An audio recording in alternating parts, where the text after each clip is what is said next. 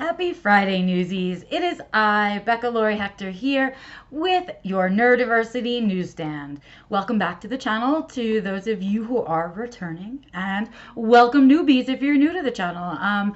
This is Neurodiversity Newsstand, where every Friday in the early afternoon I give you guys the summary of the news that we've seen in neurodiversity for this week. And that comes from Neurodiversity Newsstand, the groups. And those exist on Facebook and LinkedIn. So if you are catching this on YouTube and you are not a member of those two groups, you can, or one of those two groups, or both, whatever, you can head over to those platforms and join the groups and keep up with the news all week long. And if you don't get a chance to read everything, then you can come here on Fridays and I'll tell you kind of what the highlights were, right? Any good things that we have happening, any bad things that we have happening, the big news.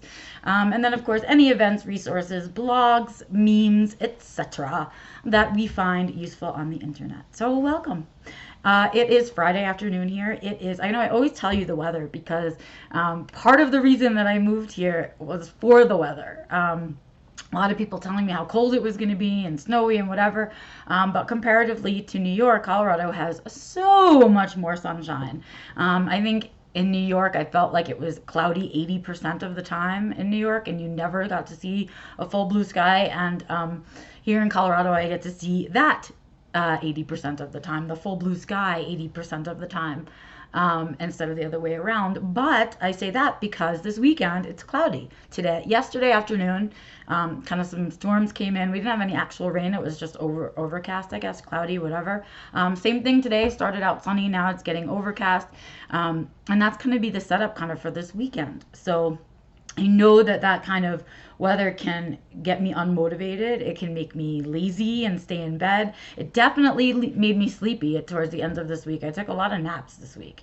It was a quiet week, just in general, in news, in my inbox, all over. It was just kind of quiet, oddly quiet. But I took a lot of naps, and I was feeling it, I think, because of the weather. So I mentioned that if I feel or I seem a little down energy, it's definitely, I'm affected by the clouds outside for sure. 100%. So in prep for knowing that it was going to be a weekend like this where I couldn't just take a break and go sit in the sunshine, I decided to really kind of plan up my weekend with stuff to do. So I'm going to be doing a lot of writing this weekend, which you guys will get to reap the benefits of whenever those things get published.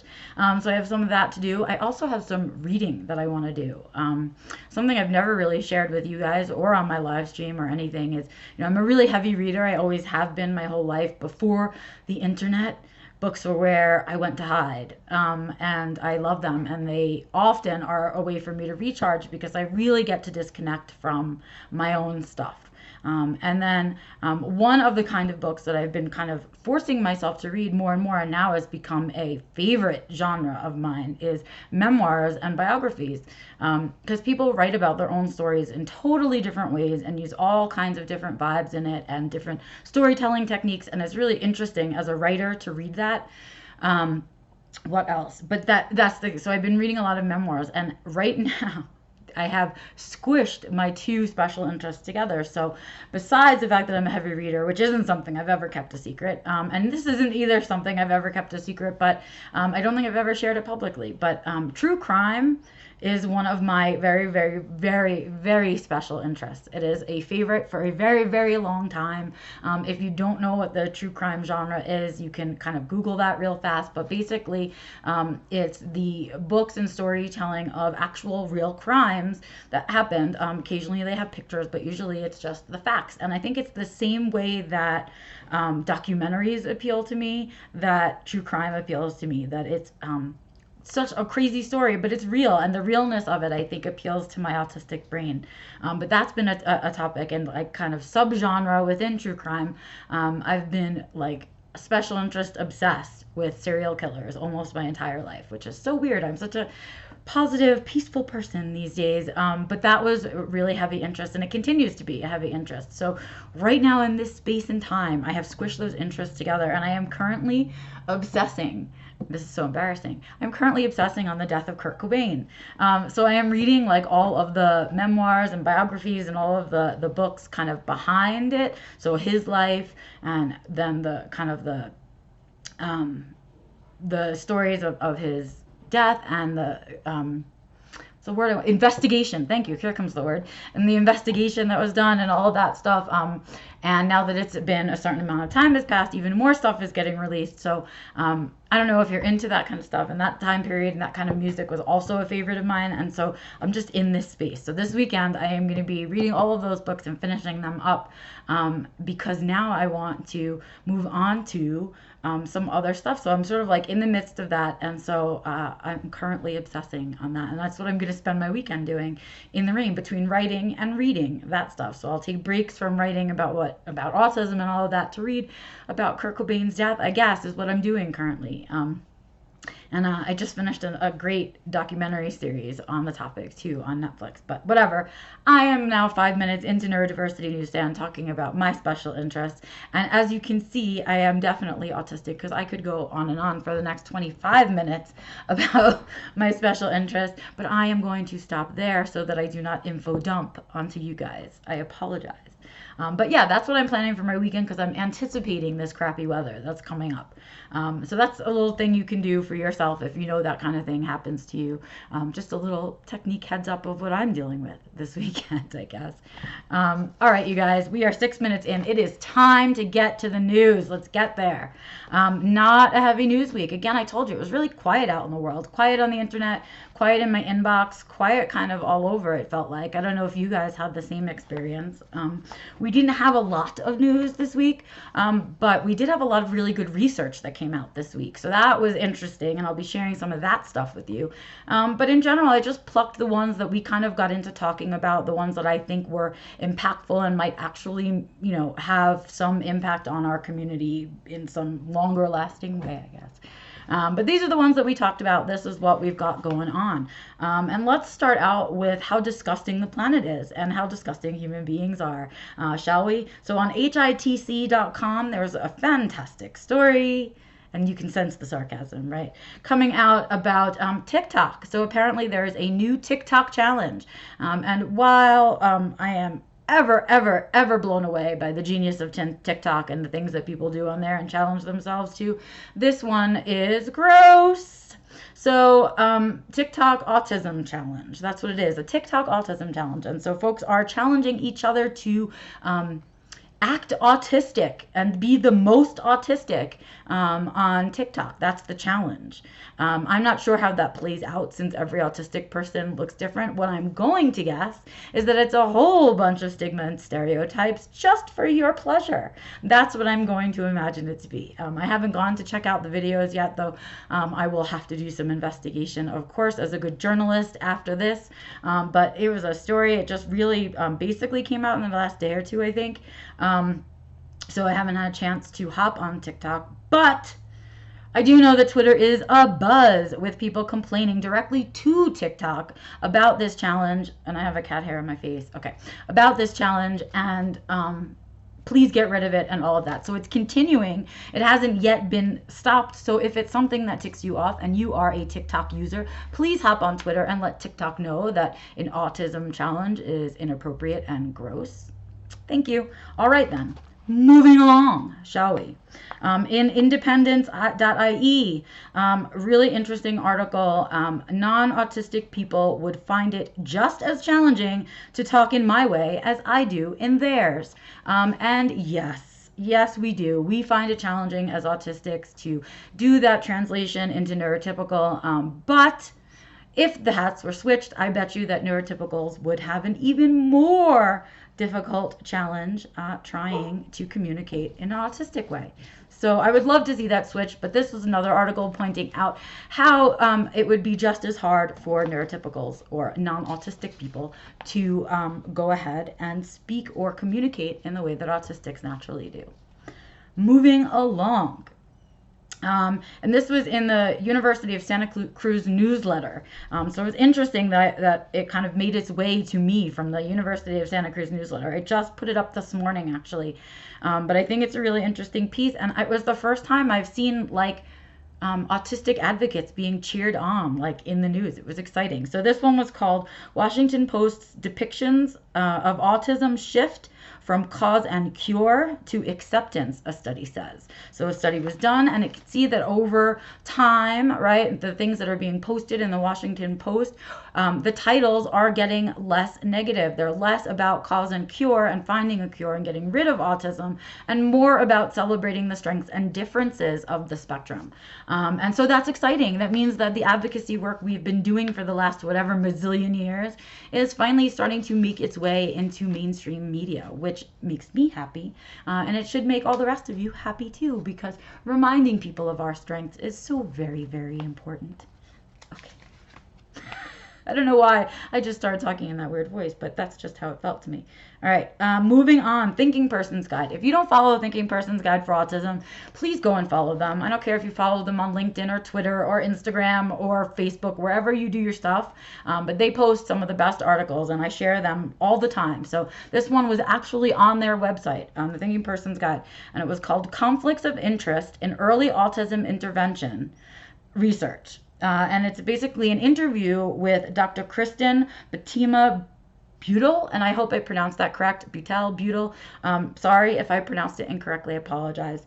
But it is about the early conflicts of interest. So in early research, they're finding that a lot of researchers were sort of co-opting the results so that it geared and moved towards the things that the interventions that they were pursuing, the interventions that they were pushing, which is bias science. It's not good science. We know that. And it's probably the reason why most of these interventions that people have had kind of financed and pushed forward really don't work for autistic people, because they're not real and they're not based on real research. So it was really interesting to hear that conflict of interest finally being brought up, because it kind of pulls the rug out from some of that early research and kind of lets us know that it's time to move on, right? So there's a lot of moving forward language this week in research and in discussions. So take a look at or check out this interview with Dr. Kristen. I think it was really interesting, and I was excited to see it being discussed in writing. It was nice. Okay, moving on. This one was interesting. We all hopped in on this one because this was really a really important one, and it got kind of glazed over, and I'm not sure why. So go back, check it out, and then share it, because it got glazed over and I don't understand. So in nature.com, eye tracking reveals agency in assisted autistic communication. And so the translation for that is that when they really took a look at in particular letterboards, which a lot of autistics used in the before we had any kind of technical communication, for sure, or any tech to support them, they were using letterboards, so letter by letter spelling out what it is that they had to say so they could begin to communicate. Eventually we were able to move that to pictures and such, into technology and things like that, and to actually give our fellow autistics a voice, right? And then whoop, the world decided they would not believe it. The world decided that the parents must be doing something. This isn't really that person communicating. There's no way to prove that they're actually having their own thoughts and all of this terrible stuff, despite the fact that our nonverbal autistics are some of the best writers that we have. But whatever. I digress. Moving along. This article talks about how they finally have the proof that, and when they say agency, they mean self-directed, right? That these people are by themselves choosing the letters that they're choosing to spell. So hooray for that. Hooray for, yet another tiny step forward in our little process here, but excited again to see that in writing. So please go check that out. Please share it. It's a big deal, man. It's a big deal. All right. Next, another big deal. Big deal, but not big deal, right? CDC released their numbers. They released the first estimates of adults living with autism spectrum disorder in the United States. So, adults living, right? United States, right? And then we have to remember they're diagnosed. Little tiny circle. Okay, so they released these first estimates of what they can count, right?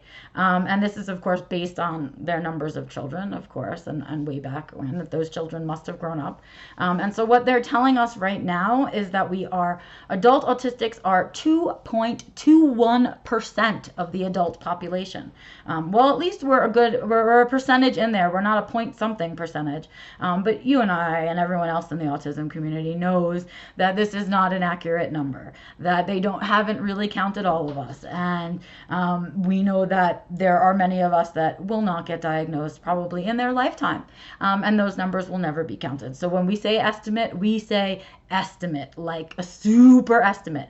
But what I love is that we're being counted at all, man. We're finally being counted. Hooray. I'm excited for that. Super excited. And of course, not surprisingly, the states with the most amount of autistic adults living in them: California, Texas, New York, Florida. Why not surprising? These are the states that have very large population, and they also are the states that are forward most right now in terms of having supports and services in their state for adult autistics and even recognizing adult autistics. So are we surprised that these are the states? No. Are we surprised they're finding a percentage of us living in the United States as adults? No. Do we think this is the right number? Absolutely no, but at least it's a beginning. Right? At least it's a step towards acknowledging that there are adult autistics alive today, living, and that we deserve to be counted and we deserve to have a voice. So the CDC begins, at least, moving along from children, which is exciting.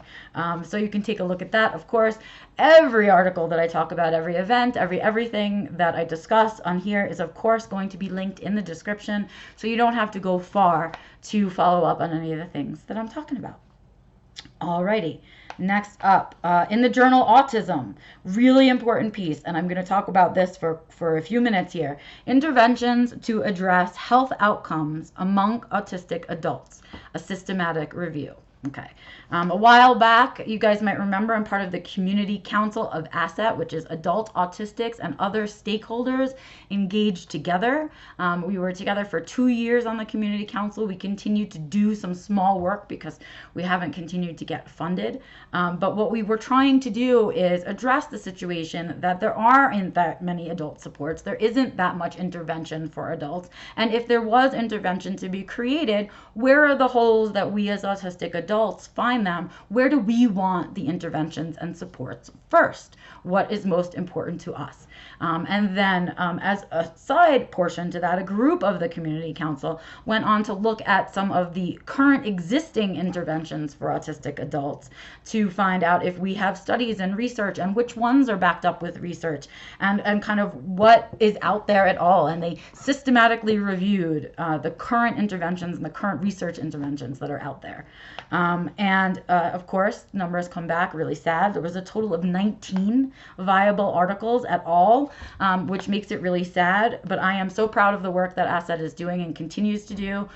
So please take a look at this. It was published in the journal Autism. Really proud of the work that these folks did. And it's important, I think, as an autistic adult or someone who loves an autistic adult to be familiar with what is and what is not actually out there. Really important. Another one that I think is really important to read this week came out in Autism in Adulthood. It was an expert discussion of the COVID pandemic. So it had clinicians as well as autistics, as well as some other folks, part of a conversation that was transcribed into an article for you guys to read. So I would take a look at that. It talks about the concerns we have as a community and the effects and impact of the COVID pandemic on our community. So please take a look at that. And with that sentence, we have finished the news for the week, but I have a few events that I just want to share with you. And then, of course, I have my stuff to share just as a reminder at the end. Events to take note. Lesley University has a program called the Threshold Program, which is for folks with autism. So they are doing a virtual open house, which means you can check out their program and speak to some of their advisors and that kind of thing, get to know the community just as you would in a regular open house for a university. But they're doing it virtual for you because of COVID, and I think that makes it convenient. And wouldn't we all go on a whole bunch more college tours if they were virtual? Just saying, we're all making out on this COVID stuff and nobody's really talking about it yet. Writing an article about it though, you guys. It's coming. It's one of the things I'm working on this weekend. Next event. This is a really good one. I think it's really interesting. If you love an autistic or you are an autistic, this is something that you should be thinking about, even though it's unpleasant. So EPIC, the Evidence-Based Practice and Innovation Center, is doing a Zoom webinar day presentation supporting autistic people experiencing suicidal thoughts and behaviors. Really important information. Newsy Lisa Morgan is helping out with that, of course. But please check out this event. It's free. You can register online, and the whole thing is online. That is happening on June 3rd at 9 a.m. Eastern Standard Time, so you'll have to do the math on all that for yourself. Not sure if a recording is coming. You'll have to look on the website. But that is there, and I will give you a link to register for that.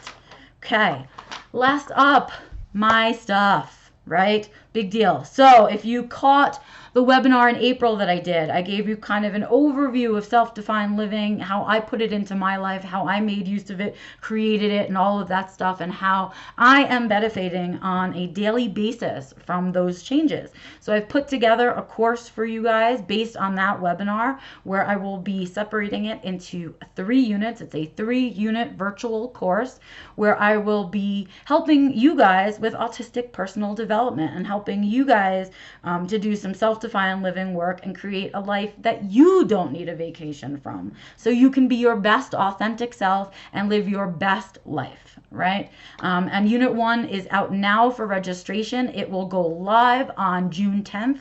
I will be recording it live with a live Q&A to follow, and that will be available on June 10th. So if you register now, you can see the live version. After June 10th, it will be available for purchase, but of course you won't be able to participate in the Q&A. In any case, and of course if you buy it before June 10th and you don't see the live version, you'll get the recording and all of that stuff. You don't just get the recording of the webinar though if you register for Unit 1. This is the time to start doing the work, to take the action, not just to sit back and watch like the other webinar was, right? This time I'm calling you to action in Unit 1 to step forward into your best life. And we're going to talk about what that means and what those beginning steps are and what it takes to make that dedication, and also how to assess for your goals and how to get to them, and all of that fun stuff is coming in Unit 1 to be followed by Unit 2 and Unit 3. I'm working on packages if you want to buy all 3 units. That should be coming out next week. You can register for just Unit 1 if you want to now. Head over to my website, beccalaurie.com. I have a webinars tab, and you can see both the first one, which is like an intro to self-defined living, and then you can register for Unit 1, which is the beginning of your action steps. Yay! I hope to see a bunch of you guys there. If you're not interested or you're not yet ready to commit to it, you can head over to my website and register for my newsletter, which is free. And if you do that now, you will get the June edition, and the June edition will have a discount for Unit 1. So head over to my website and you can sign up for my monthly musings, which is a once-a-month newsletter I send to you that is motivational and inspirational with a theme you can work on that month and theme you can focus on for the month. So you can also head over to my website for that. If I did something you loved today, if I talked about an article you thought was interesting, give me a thumbs up and let me know. If I missed something that you thought was important, or I talked about something that you didn't think was interesting, please let me know with a thumbs down. You can of course leave me a comment wherever you're watching this video and I will get it and respond. Or if you want to keep it private, you can email me directly at info@beccalaurie.com, and that's Laurie, LORY.com. And you can head over and check out all of the things I have going on my website, because that's where I stash all the goods.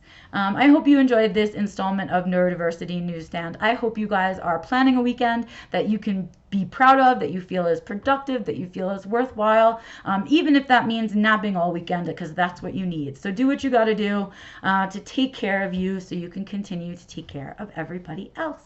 Have an amazing weekend, you guys. If you like Neurodiversity Newsstand, I hope you'll subscribe to the channel and be back next Friday for the next installment. If you do, you will catch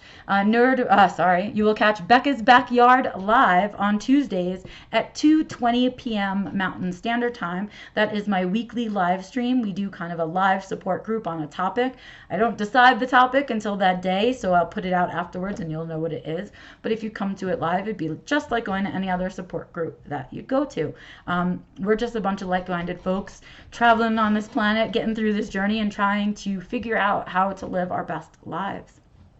So hang out with us there if you want to. I hope you like what I'm doing. Please let me know and don't be afraid to reach out. I absolutely love hearing from you guys. Have an amazing weekend. I will see you next week. Bye.